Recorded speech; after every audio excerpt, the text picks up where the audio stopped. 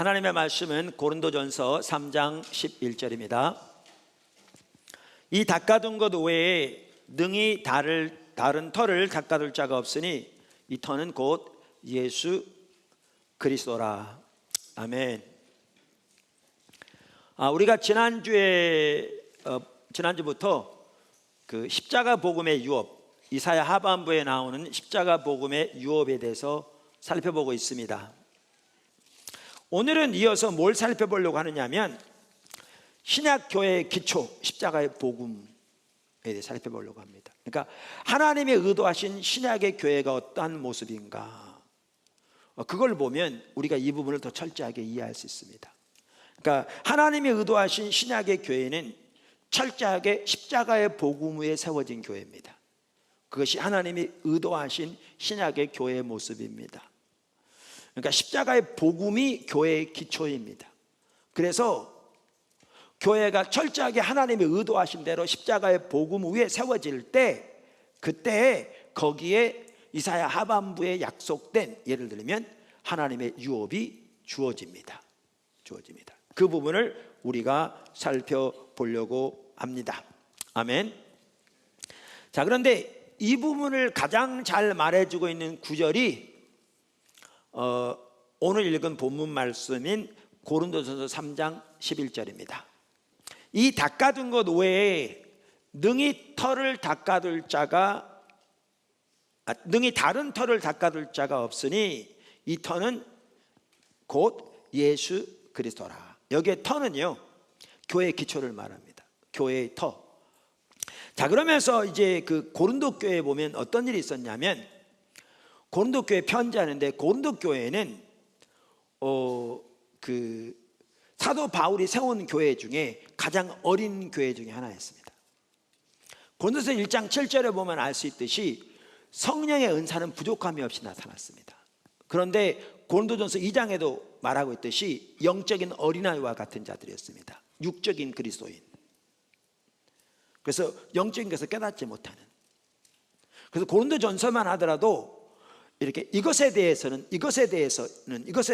그래서 고린도 교회가 가지고 있는 문제들을 하나하나 다루는 것이 고린도전서인데, 거기에 보면 고린도 교회가 얼마나 죄가 가득했고 얼마나 영적으로 어린 교회였는가를 금방 볼 수 있습니다. 이 고린도 교회에 편지하면서 사도 바울이 가장 먼저 고린도서 1장에서 4장, 고린도후서 1장에서 4장, 8장에서 십자가의 복음을 말하고 있습니다. 그가 전한 복음을 말하고 있습니다. 이 모든 것의 해결책도 결국 복음으로 돌아가는 거거든요.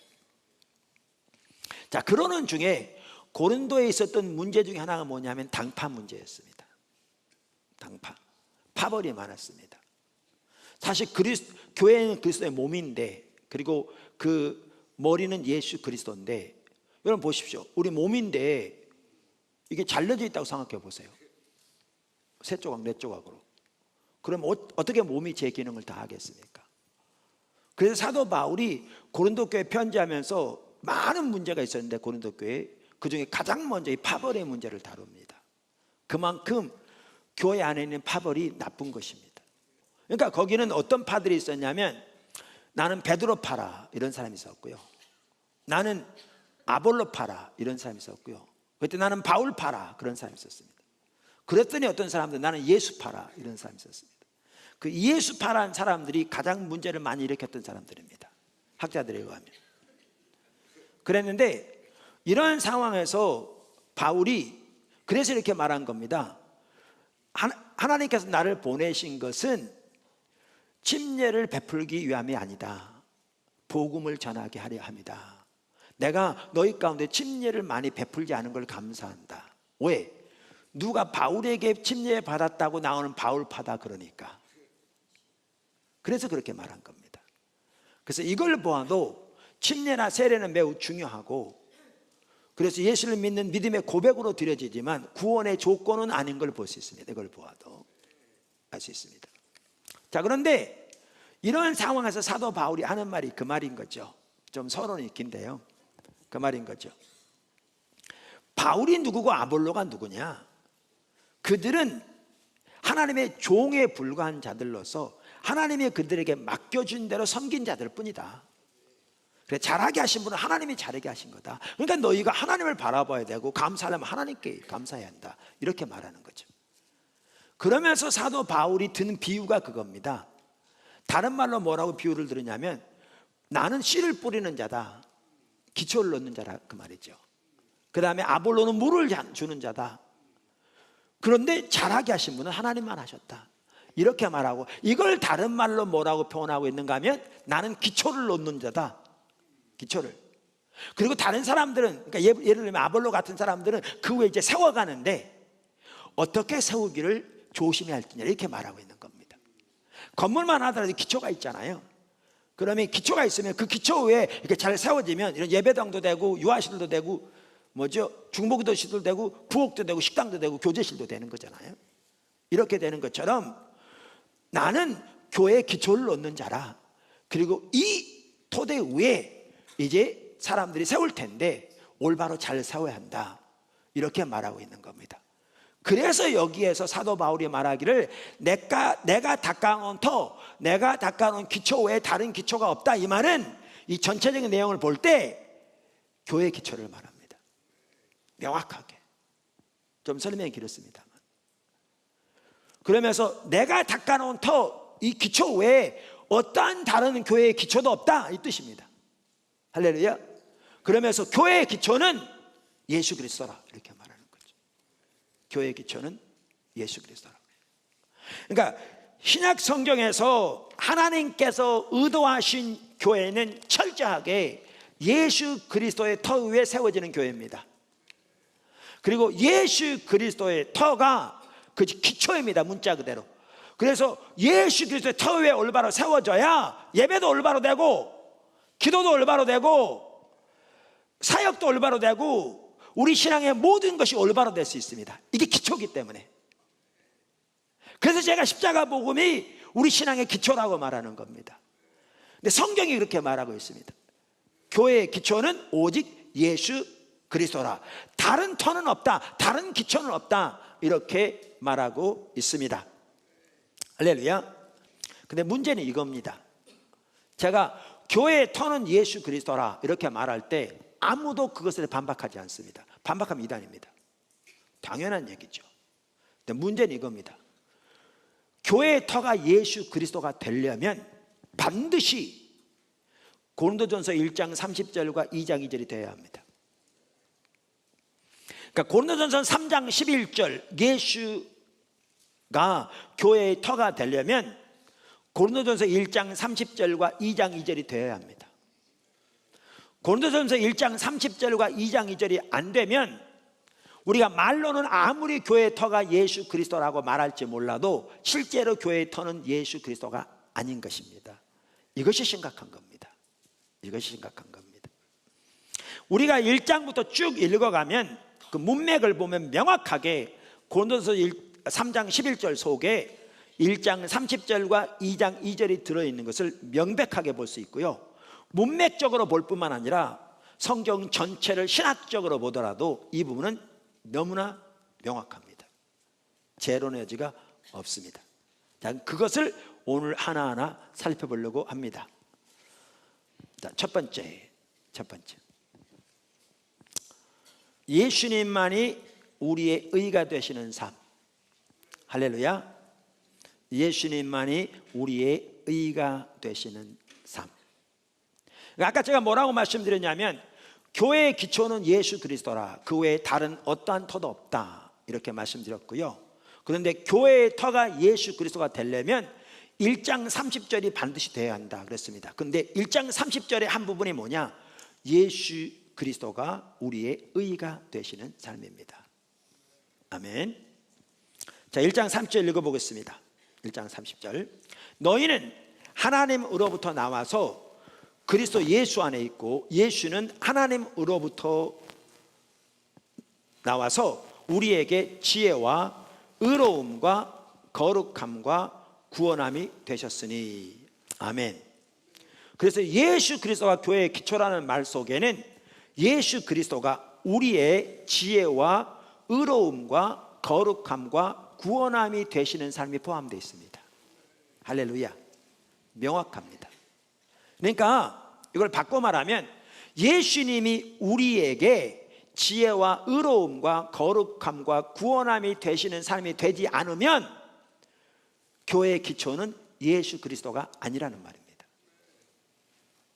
이해되십니까? 교회는 성도들의 모임입니다. 성도들의 모임이란 말은 각 성도가 예수가 자신의 지혜와 의로움과 거룩함과 구원함이 되시는 삶이 되어야 합니다. 그 성도들의 모임이 바로 교회고, 그렇게 돼야 비로소 성경이 말하는 대로 그 교회의 기초가 예수 그리스도입니다. 이게 하나님이 의도하신 교회의 모습입니다. 아멘. 그러니까 우리가 아무리 교회의 기초는 예수 그리스도라, 당연하지 무슨 다른 기초가 있겠느냐 이렇게 말할지 모르지만, 아까 말씀드린 대로 우리 각 성도에게 있어서 예수가 우리의 의로움과 거룩함과 지혜와 구원함이 되시는 삶이 안 되면 그 교회의 기초는 예수 그리스도가 전혀 아닌 것이지요. 이게 심각한 겁니다. 자, 그러면 예수님이 우리의 지혜와 의로움과 거룩함과 구원함이 되시는 삶이 돼야 되는데, 그 중에 하나가 뭐냐면 예수님이 우리의 의로움이 되시는 삶이죠. 할렐루야. 이걸 다른 말로 표현하면 뭔 줄 아십니까? 믿음으로 말미암는 의입니다. 이게 다른 말로 표현하면 믿음으로 말미암는 의예요.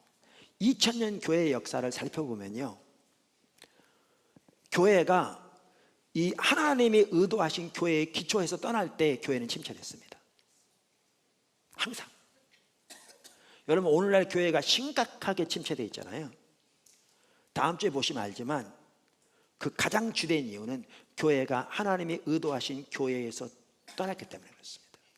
다시 말하면 교회의 기초에서 벗어났기 때문에 그렇습니다. 그리고 다음 주에 살펴볼 텐데, 2000년 교회의 역사 동안 교회가 회복될 때마다 반드시 무슨 일이 일어났냐면 이 교회의 기초가 회복됐습니다. 교회가 다시 십자가의 복음으로 세워졌습니다. 그때마다 회복됐습니다. 그만큼 이 교회의 기초가 중요합니다. 그만큼. 종교개혁이 바로 그걸 의미하고요, 다음 주에 자세히 살펴볼 것입니다. 그래서 교회의 기초는 예수 그리스도라 너무나 잘 아는데, 교회의 기초가 예수 그리스도가 되려면 그 중에 하나 핵심이 뭐냐면 예수가 우리의 의로움이 되시는 삶이 되어야 합니다. 할렐루야. 그게 포함되어 있습니다. 아멘. 두 번째, 주님을 아는 것이 우리의 모든 것이 되는 삶, 유일한 목표가 되는 삶. 이게 고린도서 2장 2절입니다. 이게 예수가 교회의 기초라는 말 속에 포함된 내용입니다. 제가 아까 말씀드린 대로요, 여러분들이 문맥적으로 보시면 1장부터 쭉 읽어보시면 3장 11절 교회의 기초는 예수 그리스도라는 말 속에 2장 2절 이게 포함되는 걸 명백하게 볼 수 있고요, 신학적으로 보아도 명확합니다. 여러분 우선 보십시오. 복음은 인격체입니다. 성경에 말하는 복음은 예수님에 관한 몇 가지 이론적인 진리가 아닙니다. 너무나 많은 사람들이 복음을 예수님에 관한 몇 가지 이론적인 지식 내지는 몇 가지 이론적인 진리로 이해합니다. 사도들이 말한 복음은 예수 그리스도 그분입니다. 그래서 고린도서 1장 17절 우리가 살펴본 대로 그리스도께서 나를 보내시면 복음을 전하게 하려 함이라 이렇게 말하고 있고요. 그런데 1장 23절에서 우리는 십자가에 못 박힌 그리스도를 전하니 그 그리스도가 하나님의 능력이요 하나님의 지혜니라. 그러면서 2장 1절에는 내가 너에게 나아가 하나님의 증거를 전할 때, 그러다가 2장 2절에 뭐라고 하냐면 내가 너희 중에서 예수 그리스도 곧 십자가에 못 박히신 그분 외에는 아무것도 알지 않기로 작정했다.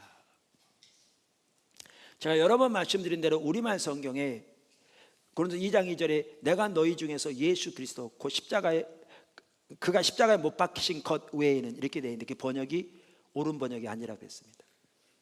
그가 십자가에 못 박히신 것이라고 번역된 이 단어는 남성이기 때문에 그렇게 번역해서는 안 됩니다.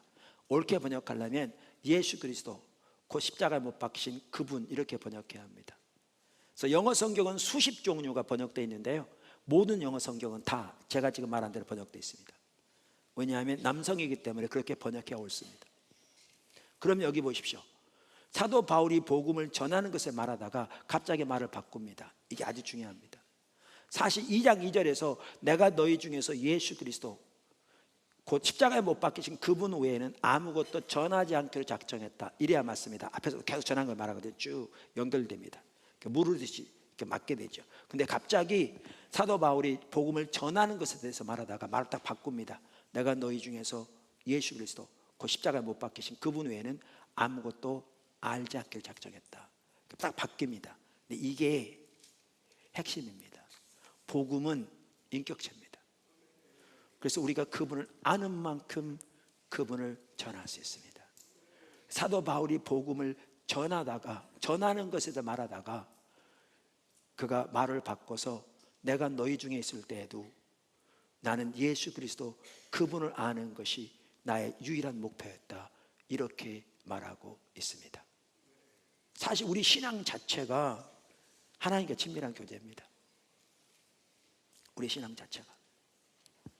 그래서 우리가 여러 번 살펴본 대로 요한일서 1장 3절에 보면 우리의 구원을, 우리의 신앙을 단 한마디로 뭐라고 표현하는가? 하나님과의 사귐이라고 표현하고 있습니다.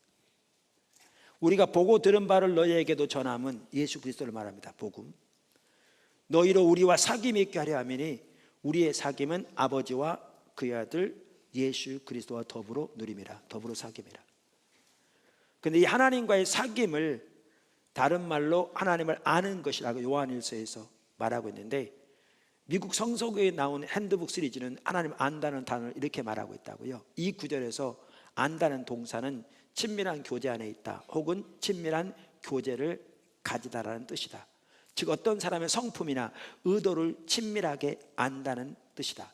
이것을 설명하기 위해 어떤 번역은 여기서 하나님이 어떠한 분인지를 안다고 하고 라고 번역하고 있다. 그 표현은 하나님과의 교제와 교감을 내포한다. 이것이 하나님 안다는 말입니다. 하나님의 사귐. 그래서 예수님께서 영생은 유일하신 참 하나님과 그가 보내신 자 예수 그리스도를 아는 것이다, 이렇게 말했습니다. 이렇게 우리의 신앙을, 우리의 복음을 올바로 이해할 때, 그렇기 때문에 사도 바울이 살았던 것처럼 하나님을 아는 것이, 혹은 예수님을 아는 것이 우리의 유일한 목표와 목적이 되는 삶, 이게 우리 신앙의 가장 핵심이고 본질입니다. 여러분, 오늘날 교회의 기초는 예수 그리스도라고 그랬는데 그 교회의 기초가 가려진 가장 주된 이유 중에 하나가 하나님 그분을 알기를 추구하는 우리의 신앙에 대한 이해 자체가 가려져 있는 게 출발점입니다. 여러분 이거 아시죠? 하나님을 알기를 추구하는 것, 하나님 얼굴을 구하는 것이라 성경은 말하는데요, 거기에서 떠나는 것이 타락의 출발점입니다. 타락의 출발점입니다. 그리고 거기서 떠나면 곧바로 찾아오는 게 뭐냐면 영적인 눈이 어두워집니다. 분별력이 사라집니다. 그러니까 참다운 하나님의 길을 모르게 되어 있습니다. 제가 두 성경 구절을 보겠습니다. 첫째는 로마서 1장 18절입니다. 로마서 1장 18절. 하나님의 진노가 불의로 진리를 막는 사람들의 모든 경건하지 않음과 불의에 대해 하늘로부터 나타나나니, 여기에 보면 하늘로부터 나타난다, 이게 현재형입니다. 그래서 영화 NIV성 The wrath of God is being revealed from heaven, 하늘로부터 하나님의 진노가 지금 현재 나타나고 있다, 이렇게 표현하고 있습니다. 그러면 어떤 진노를 말하는가? 이는 하나님을 알만한 것이 그들 속에 보임이라. 하나님께서 이를 그들에게 보이셨느니라. 창세로부터 그의 보이지 않은 것들 곧 그의 영원하신 능력과 신성이 그가 만드신 만물에 분명히 보여 알려졌나니 그러므로 그들이 핑계하지 못할지니라. 그러면 하나님을 알되 하나님을 영화롭게도 하지 아니하며 감사하지도 아니하며 오히려 그 생각이 허망해져서 미련한 마음이 어두워졌나니 스스로 지혜 있다나 어리석게 되어 썩어지지 아니하는 하나님의 영광을 썩어질 사람과 새와 짐승과 기어다니는 동물의 모양의 우상으로 바꾸었느니라. 그러므로 하나님께서 그들의 마음에 정욕대로 더러움에 내어버려 두사. 진노가 뭔지 아십니까? 하나님이 내어버려 두시는 겁니다. 지금 현재 나타나는 하나님의 진노의 핵심이 뭔지 아십니까? 하나님이 내어버려 두시는 겁니다. 뭐에? 죄에게 방임하도록 내어버려 두시는 거죠. 눈이 어두워져서 온갖 우상숭배, 조금 하면 동성연애, 온갖 종류의 죄악들 내어버려 두신 겁니다. 왜요? 하나님을 구하지 않으니까, 하나님 찾지 않으니까. 근데 여러분 이걸 기억하셔야 합니다. 고린도서 1장 30절, 예수가 우리에게 지혜와 거룩, 의로움과 거룩함과 구원함이 되시는 삶과 예수를 아는 것이 2장 2절, 우리의 삶의 유일한 목표가 되는 삶이 같이 갑니다. 손바닥 양면처럼. 이게 신학적으로 정확한 얘기입니다. 그래서 제가 문맥적으로 명확할 뿐만 아니라 신학적으로도 명백하다 한 이유가 이 두 개가 같이 갑니다. 분리되지 않습니다. 여러분 빌립보 3장 보실래요? 아까?